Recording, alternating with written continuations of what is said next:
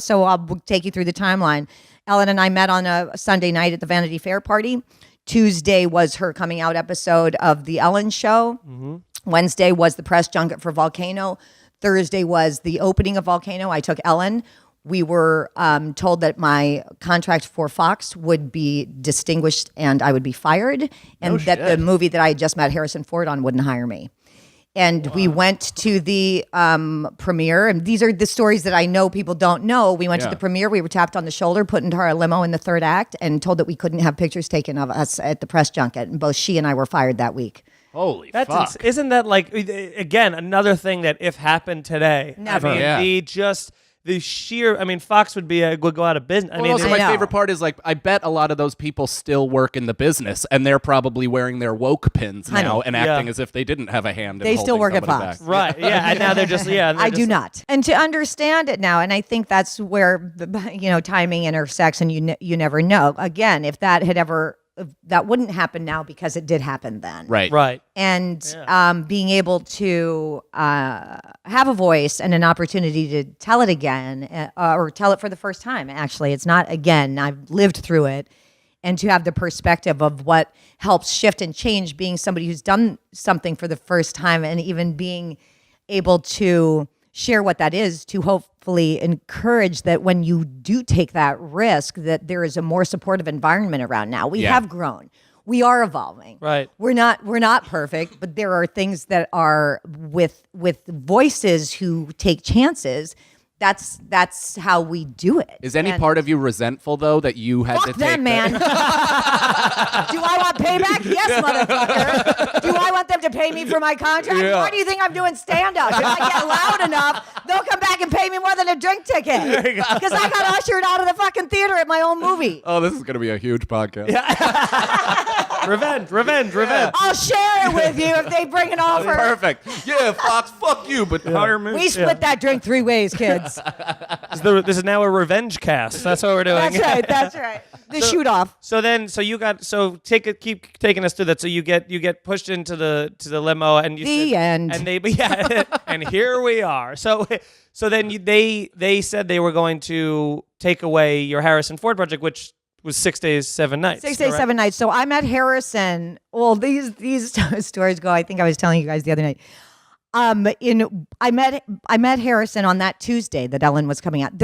It is not somebody's typical week. I was gonna say that was the craziest week of anyone's ever had. I'm still processing it. It's the truth. Like, oh my God, those 4 days changed my life, and they did, and they changed other people's lives, which is crazy to think you're participating. I also think that it helps to have a level of innocence when you're going in sometimes, because you're guided by your heart rather than your brain. And I don't know what would have happened had I known what the consequences are. And to Ellen's, to respect the reality of who she was at the time, her knowledge was way more than mine. She did say, don't do this. You are absolutely, as I said, she said, I was the it girl. She's like, you are going to ruin your career. Right.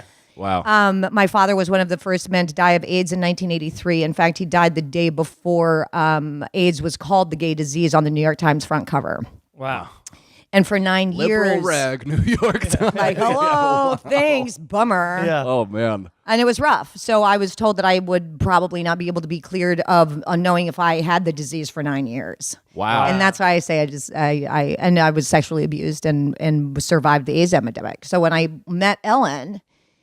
Truly, when I say she was beaming light, there was nothing that could have shone brighter than who she was in the center of that room. I'll never forget. She was wearing an electric blue suit. It was stunning. She had blonde, short hair and literally beaming light. It was like the universe had given her all the energy that they possibly... I mean, you were on Molly. But totally. And mushrooms and drunk. But, I got myself there safely, so fuck you.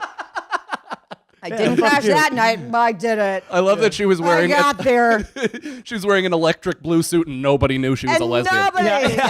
Nobody knew. So that Tuesday night, she was doing her show. I met Harrison, which is another ridiculous story because Star Wars was the first movie I was ever allowed to see in the movie theaters. It's crazy. And we were so poor. My brother worked at a pizza joint in Atlantic City, and they took all the extra mozzarella and sauce and put it on a burger and called it a pizza burger. And we were like having that night, like pizza burgers and making our own popcorn to stuff into our jackets to take. So I knew that I would never get the movie, but I couldn't wait to tell Harrison that you were the first person that I ever saw in the movie. I said, oh my God, oh my God, oh my God, oh my God, oh my God. And he goes, never tell that story again. Thank you for retelling it on our podcast.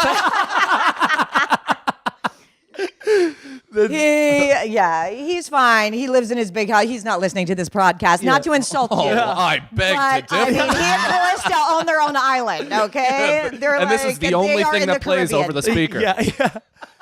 On a loop.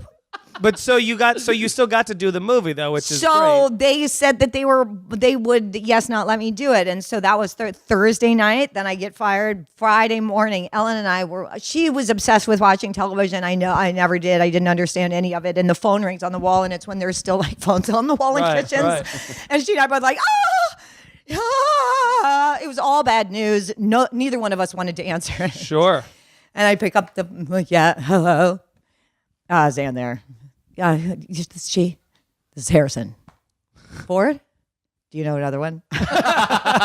Green Bomb. That's nobody. He don't know what Green Bomb is. I do know Indiana Jones, maybe, as I make him go through the list. Have you done anything? Yeah. Are you an actor? Can you list your movies? That's what people always say to me. I know you're from somewhere. Can you list your movies? I'm I've done 65. Which ones? Which bad ones or good ones? That's an absurdly rude. Why do I thing to recognize say. your face? No, Quick, it's true. make me remember. It's that violent sometimes too. I swear to God, I know who you are. Oh my God. I'm like, I swear to God, you don't. Yeah.